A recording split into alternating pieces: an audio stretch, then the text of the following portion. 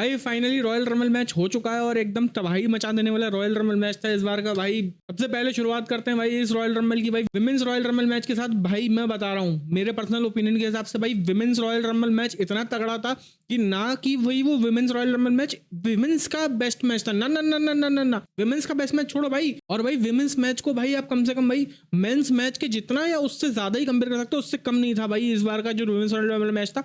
और विनर भाई इन लोगों ने बेली को जिताया। भाई बेली भाई अपने पेंडेमिक एरा के बाद दोबारा से चैंपियन बन चुकी है। और भाई बेली फाइनली भाई मतलब सोचो इतना स्ट्रगल करने के बाद, इतना भाई डैमेज कंट्रोल को ऊपर मोटिवेट करने के बाद सबको सामने पिक्चर में लेकर आई, मतलब चार चार रेसलर्स को भाई वो बंदी उठा के लेकर आई है, अपने साथ रेलेवेंट रखा स्टोरी लाइन के अंदर। और फाइनली भाई बेली को जो भाई जो हमेशा एक तरीके से कहते हैं ना कि भाई कोई एक वाइस कैप्टन होता है जिसको भाई एकदम like they will not get enough acknowledgement, भाई वो वाइस कैप्टन की तरह पूरे भाई एकदम चल के बनी रही। उसने भाई ईओ स्काई को भाई मेन इवेंट लेवल तक ले गई। काबुकी वॉरियर्स भी भाई बेल्ट लेकर बैठी हुई है।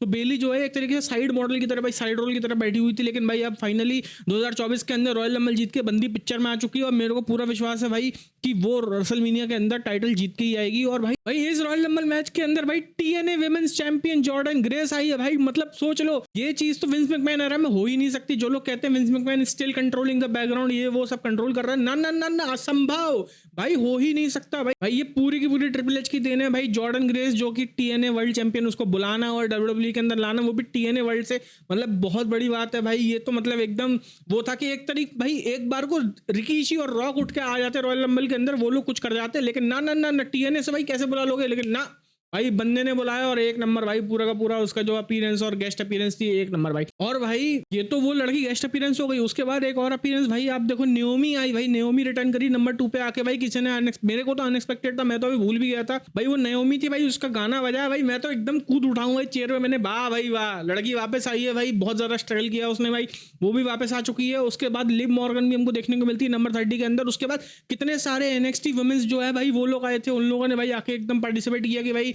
और मतलब भाई टिफिनी तो भाई आई है लड़की, उसने तो मतलब बियंका बेलियर, मतलब जो एक मेगा स्टार है, मेजर स्टार है विमेंस डिवीजन के अंदर, उसको भाई चुटिया से पकड़ खींच के गिरा दिया भाई। मतलब she played a role in eliminating Bianca Belair. मतलब सोच सकते हो उस बात को, फैथम करो भाई, वो एक नंबर भाई, वो चीज तो भाई अव्वल। उसके बाद भाई हम लोग भाई नाया जैक्स की तरफ, इस बार जो डब्ल्यूडब्ल्यू पहले से भाई प्री बुक कर रहा था रॉयल रंबल को, नहीं भाई कि नाया जैक्स को उठाएंगे भाई, वो इररेसिस्टिबल फोर्स है ये वो, मतलब टीम सॉन्ग बदल दिया, अपीयरेंस बदल दी भैया। बैकी लिंच को 1-on-1 मैच में हरवा दिया भाई उससे। उसको कैसे हराए भाई, उसके लिए भाई क्या करना है। तो भाई उसके लिए डब्ल्यूडब्ल्यू ने बहुत सही सोचा था कि भाई पहले पिछली बार उसको भाई 13 लोग ने आके, शायद 13 या 11 लोग थे, उन लोगों ने आके उसको उठा के बाहर फेंक दिया था। इस बार भी वो ट्राई किया, लेकिन ना ना ना ना, लड़की एकदम बजीटा सामा बन के भाई उठा के फेंक दी सबको, आगे पीछे ऊपर नीचे सब गिर गए हैं भाई। अब उसको निकाले कौन भाई, नंबर 28 पे आती है जेड कारगिल भाई। उनने उठाया एकदम आंड्रे द जायंट और कति हल होगन वाला मूवमेंट था, उठा के पहले पटका है भाई, एक बार नहीं कई बार पटका। पटकने के बाद बंदी ऐसे उठाइए एकदम, वो याद है सब लोगों को भाई वो वाला ये सीन याद है, केन ने भाई बिग शो को पटका था उठा के एकदम क्लीन भाई। बंदी ने अकेले आया उठाया और फेंक दिया भाई। जिन लोगों को नहीं पता भाई उसका एईडब्ल्यू रन जो था भाई एकदम वहां पे मेन बंदी थी भाई, कुछ 500 दिन तक चैंपियन रही थी भाई। बोले सोचो उस बंदी को भाई डब्ल्यूडब्ल्यू यूनिवर्स, जो कि भाई एक मतलब कैजुअल ऑडियंस है, जो लोग नहीं जानते उसके बारे में, उन लोगों के लिए एकदम परफेक्ट था कि भाई वो आए और उसने आके जो फर्स्ट इंप्रेशन दिया है कि मतलब जो काम कोई और नहीं कर सका उसने आके कर दिया, उठा के एकदम एकदम फेंका दिया है उसको भाई एकदम नीचे। तो वो चीज बहुत ज्यादा इंपॉर्टेंट थी और उसको मतलब सेट कर दिया है कि भाई ये लड़की जो है कुछ ना कुछ एकदम भौकाल है। सबको बस इतना पता था कि भाई पीछे बैक स्टेज में जो है ट्रिपल एच के आजू बाजू घूमना और सब लोग उसका एक्नॉलेज कर रहे हैं कि ओहो क्या बात है, और एकदम चार्लेट फ्लेयर के सामने हमने दिखाना तो मतलब सबकी एकदम हवाइयां उड़ी हुई है, ये यहाँ क्या कर रही है करके, बस हाथ हाथ मिला रही है। और मतलब उसकी फिजिक वगैरह बहुत अच्छी है, एकदम श्रेडेड, एकदम ऐसे लगती है कि मतलब मेरे को तो पेंसिल की तरह तोड़ रहे हो, तो वो वाली हालत है। लेकिन ना भाई बंदों ने इस बार उसको मतलब बढ़िया से बुक किया और भाई उसके नाया जैक्स को एलिमिनेट कराया। वो उसकी स्टोरी लाइन कहाँ जाती है वो आगे की बात है। अगर रेसलमेनिया में भी उसको लड़वाते हो तो भाई किसी को कुछ वो नहीं होगा, सबको पता है कि वो क्या कर सकती है और वो चीज सेट हो गई है उसके लिए। तो भाई फाइनली हम लोग के टॉप 3 बचते थे भाई, लिव मॉर्गन जो 30 पे आई थी, जेड कारगिल, और उसके बाद हमारी भाई नंबर 3 वाली बेली, जिसने भाई शुरुआत से भाई एकदम ग्राइंड करे पड़ी है भाई। मैं बता रहा हूँ तीनों में से किसी तरफ जा सकता था, क्योंकि लिव मॉर्गन को तो वैसे ही भाई वो रिया रिप्ली के साथ चैलेंज करना था, उसने भाई उसको मारा पीटा, उसके हाथ हाथ में चोट वोट मारी, कोनी वोनी सब बर्बाद कर डाली वो। उसके बाद भाई जेड कारगिल जो अभी एकदम मेगा डेब्यू करी है भाई, आके एकदम बंदी एकदम आड़ फाड़ दी है सब। और उसके बाद तो अपनी बेली तो है ही, जो कि भाई स्टार्टिंग से बोल रही है कि this time I am gonna win करके वो सब। तो भाई वो सारी चीजें देखते हुए तीनों में से कोई भी जीत सकता था, और तीनों में से कोई भी जीतता तो वो भी डब्ल्यूडब्ल्यू गलत डिसीजन नहीं बनाता। लेकिन भाई बेली को जिता के उनने जो भाई काम किया है ना, अब डब्ल्यूडब्ल्यू बेली जो है चला के देख चुका है भाई, फैक्शन से कितना बड़ा रोल आता है भाई, फैक्शन कितना बड़ा रोल प्ले करता है भाई। सब लोग स्टार्टिंग से देख लो, NWO एक एक बंदे के मतलब भाई कितना कितना हाइप बना दिया। NWO के बाद अपने एवोल्यूशन देख लो भाई, ट्रिपल एच ने भाई 4 लोग थे, एक तो रिक फ्लेयर बनाया था, उसके बाद ट्रिपल एच एलिवेट हो गया उस चक्कर में, और उसके बाद रेंडी ऑर्टन ने बटिस्टा के करियर बना दिया भाई एवोल्यूशन ने। उसके बाद देख लो शील्ड के तीनों मेंबर कहाँ कहाँ पहुंच चुके हैं भाई। और उसके बाद ब्रे वाइट देख लो भाई, ब्रे वाइट खुद तो था जो था भाई, एकदम पर्सनैलिटी उसके बंदे की कूल थी। उसके बाद भाई उन्होंने ब्रॉन स्ट्रोमन और भाई लूक हार्पर और आखिरी वाले बंदे का मेरे को नाम याद नहीं आ रहा है भाई, वो उन सबकी स्टोरी भाई एकदम एलिवेट कर दी। तो भाई फैक्शन से बहुत फर्क पड़ता है भाई। और उसके बाद हम लोग अभी देख लो मॉडर्न एरा के अंदर भाई ब्लड लाइन देख लो, ब्लड लाइन की वजह से मेन इवेंट जे ऊसो बन चुका है भाई हमारे लिए, जिमी ऊसो भाई तैयार हो चुका है। उसके बाद भाई सोलो सकोआ तैयार हो रहा है भाई एकदम मेन इवेंट स्टार बनने के लिए। तो भाई फैक्शन से बहुत फर्क पड़ता है भाई। और आज का जो मेंस का रॉयल रंबल विनर है भाई कोडी रोड्स, वो भी फैक्शन का पार्ट था भाई, उसी वो लेगेसी ही थी।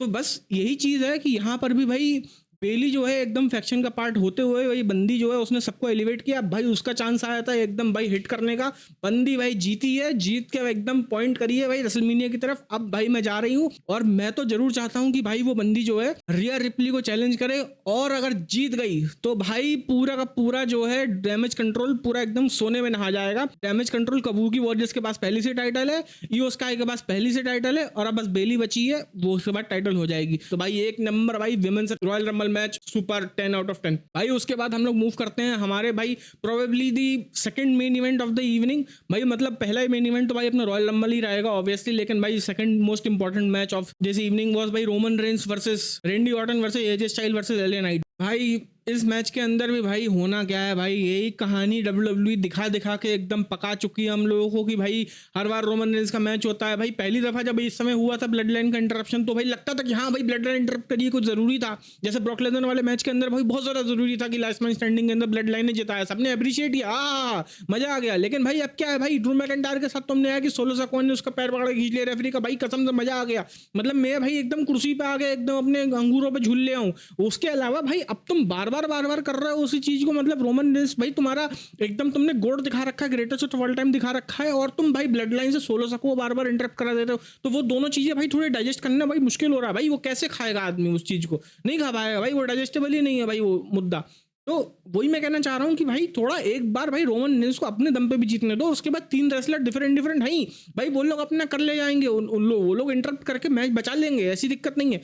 हुआ क्या उसके इंटरप्शन, उसने रेफरी की पिन तोड़ी, उसके बाद बाकायदा रोमन रेंस ने तो भाई क्लीन पिन करी है उसको एजे स्टाइल को। और एजे स्टाइल को पिन करने से याद आया भाई सबसे अच्छी बात है उसने ना एलए नाइट को पिन करी भाई। WWE ने एलए नाइट को भी बचा के रखा है। जैसे याद होगा आप लोगों को कि ब्रॉक लेसनर ने बॉबी लैशली को क्लीन पिन नहीं किया, मतलब वो था ना कि भाई उसको बचा के रखा था, बॉबी लैशली को सेव करके रखो कि भाई कभी कुछ मेगा फ्यूड कुछ हो तो मतलब एकदम। तो उस तरीके से एलए नाइट को अभी भी सेव करके रखा है। पिन जो है एजे स्टाइल से करवाई थी, और जहां तक मेरे ख्याल है एजे स्टाइल को फर्क नहीं पड़ता, और रेंडी ऑर्टन से भी पिन करा देते तो भी उसको फर्क नहीं पड़ता भाई। ये ऑलरेडी भाई 14 टाइम वर्ल्ड हेवीवेट चैंपियन है, और एजे स्टाइल ऑलरेडी भाई WWE में आने से पहले ही इतना पॉपुलर था कि भाई उसको तो कुछ फर्क ही नहीं पड़ता। तो वो वाली कहानी है। एलए नाइट के साथ थोड़ा सा भी ऊंचा नीचे चल रहा है, ऑलरेडी भाई वो मेगा स्टार है, लेकिन फिर भी अच्छी बात है उसको पिन नहीं करवाई, मतलब फिर उसका भाई रुतबा थोड़ा सा कम ज्यादा हो सकता था। तो एक वो स्टोरी अच्छी थी, पिन उसको भाई कराई एजे स्टाइल को, रोमन रेंस जीत गया। लेकिन बस कहानी इतनी सी भाई कि उसको भाई जरूरत नहीं है, कभी एक मैच तो जिता दो उसके अंदर की भाई जिसमें वो एकदम greatest of all time type दिखे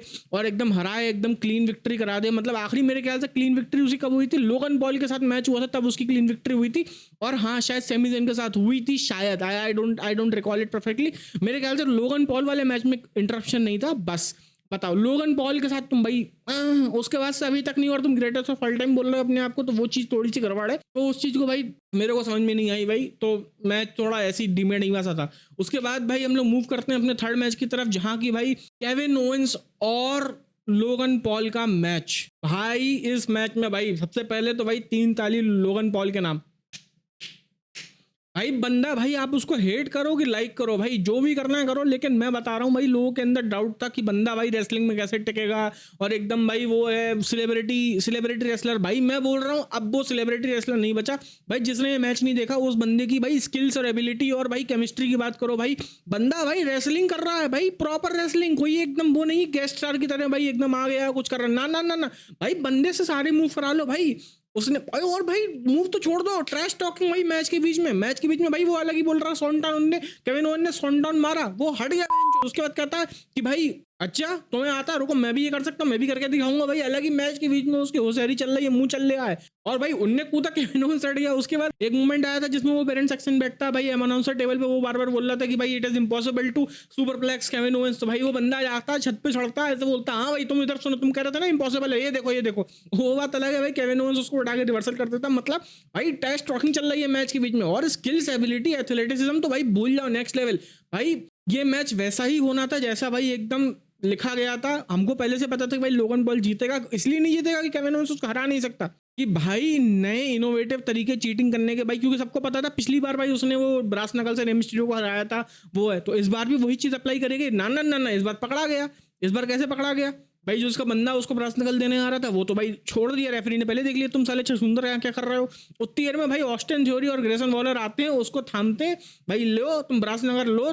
भाई केविन ओवेंस पकड़ लेता, केविन ओवेंस घुमा के मारता है, लेकिन ना पिन कर रहा है, अलग ही हाथ में पहना हुआ है। अरे भाई चीटिंग तो देख के कर ले, नकल के लिए भी अकल चाहिए। भाई रेफरी ने देख लिया, मैच डिस्क्वालिफिकेशन से हरवा दिया, वैन खत्म।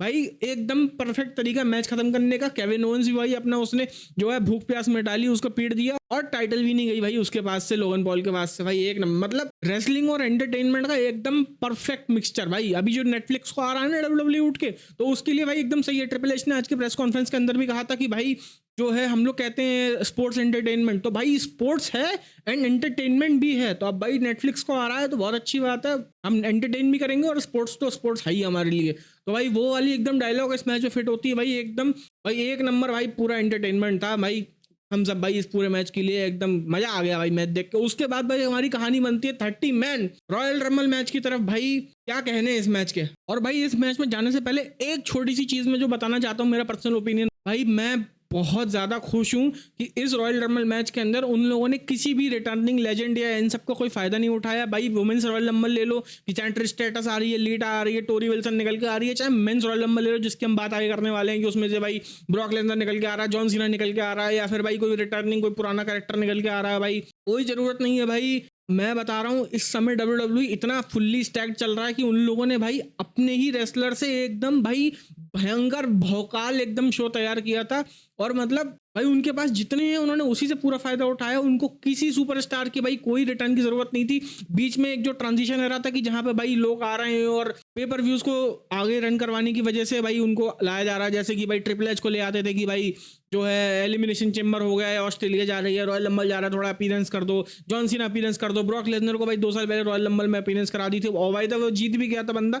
लेकिन मेरे कहने का मतलब ये, इन लोगों को किसी भी रिटर्निंग लेजेंड की जरूरत नहीं है इस समय कोई शो को सेल करने के लिए। ये लोग भाई सेल्फ सफिशिएंट हैं और बहुत अच्छी तरीके से भाई काम कर रहे हैं। That is the best thing about this show what I can say भाई, क्योंकि भाई वो लोग भाई लेजेंड अपना ऑलरेडी कहानी बना चुके हैं, वो सेट कर चुके हैं भाई, उनकी अब हमको आवश्यकता नहीं है। अब भाई टाइम आ गया है पासिंग द टॉर्च वाला टाइम पूरा, जो कि पिछले बार रॉ के अंदर कोडी रोड्स ने कहा था ना कि भाई तुम you left and you drop the torch, लेकिन भाई मैंने वो टॉर्च उठा लिया, तुमको पता है। लेकिन अब भाई सीएम पंक भी आया है, कुछ बहुत ज्यादा एक्सपेक्टेशन मत रखना मेरे ख्याल से कि भाई एकदम टाइटल उसकी एकदम पहुंच गई है और फिर से 400 दिन का जो है वो अपना रिकॉर्ड सेट करेगा, वो वाली कोई कहानी नहीं होने वाली है जहां तक मुझे लगता है। भाई सीएम पंक भी आया है, जैसे ये सारे रेसलर्स और लेजेंड्स आए थे, भाई जॉन सीना आया था, वो भाई एकदम क्लीन लॉस करके गया है सोलो सकोवा के खिलाफ। भाई उसको एकदम कहते हैं ना कि भाई बंदा एकदम दिए पड़ा है, भाई मेरे को फर्क नहीं पड़ता, I am 16 time world champion, मुझे फर्क नहीं पड़ता, तुमको जैसे ही यूटिलाइज करना है वैसे ही यूटिलाइज करो।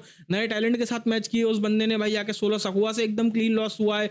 और उसके बाद भाई बंदा तो कब से दे रहा है, जब ब्रॉक लेसनर की बात चली थी तो उसने इंटरव्यू में भी ये भी कहा था कि भाई उसने अंडरटेकर को हराया है। तो भाई अब उस चीज को मैं नहीं कह सकता कि जॉन सीना एकदम 50-50 मैच कर लेगा। तो भाई बंदा पूरा एकदम डेवेस्टेड होके गया है भाई, एकदम पूरा डिस्ट्रॉय किया ब्रॉक लेसनर ने।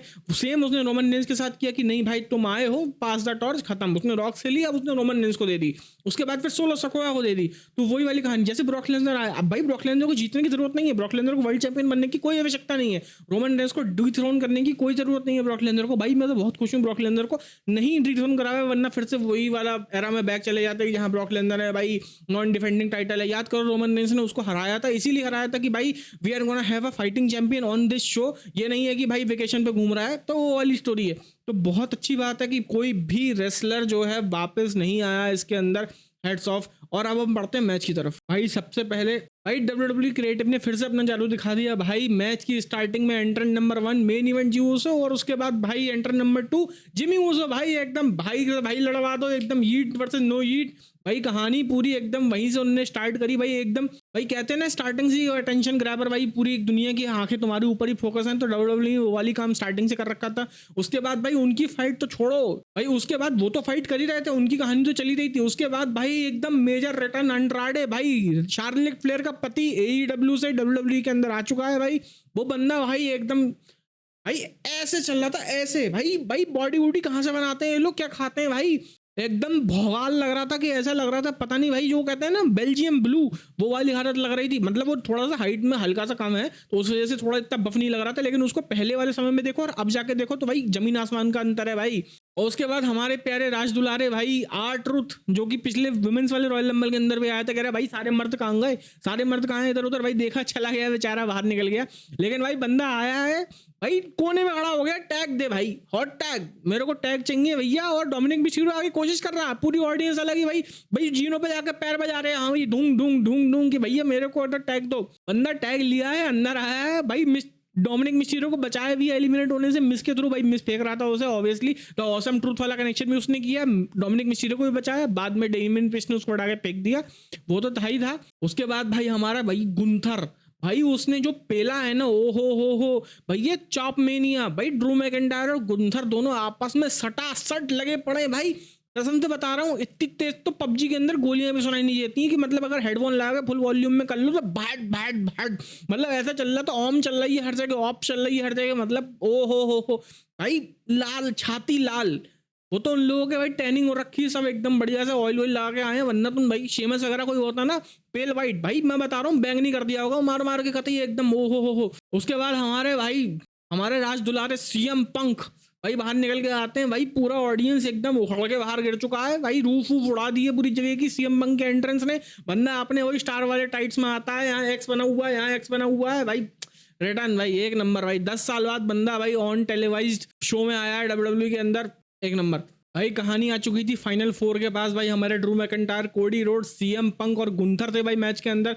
भाई ड्रू मैकिंटायर और गुंथर को तो भाई इन दोनों ने अलग अलग निकाल दिया बाहर। अब आता है इस मैच का भाई थोड़ा सा डाउनफॉल। मुझे लग नहीं रहा था CM पंक अपने 100% थे भाई, उनका थोड़ा क्या पता इंजरी हो या बंदा थोड़ा हाई हो अपना भाई, PPR के आया हो, मुझे नहीं पता भाई। CM पंक ऐसा रेसल नहीं करता था जहां तक मुझे लगता है भाई। हो भी सकता है कि रेसलर के साथ आपकी जो है ट्यूनिंग होती है, because you have to call your shots on the ring on the moment, तो क्या पता वो ना हुआ हो। लेकिन भाई CM punk was not performing at the level which he used to perform. और हम लोगों का क्या पता एक्सपेक्टेशन भी भाई थोड़ा एकदम बाहर जो है हाई सेट हो रखा है कि भाई वो आएगा और अपने सारे मूव करेगा, क्योंकि कई जगह उसने मिस भी किया था।